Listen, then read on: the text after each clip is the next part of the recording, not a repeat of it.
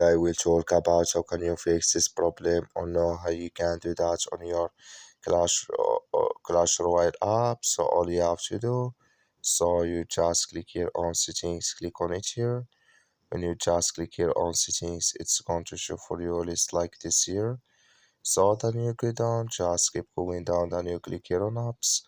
Come to apps list here, and there you're looking for Clash Royale app, or just click on search.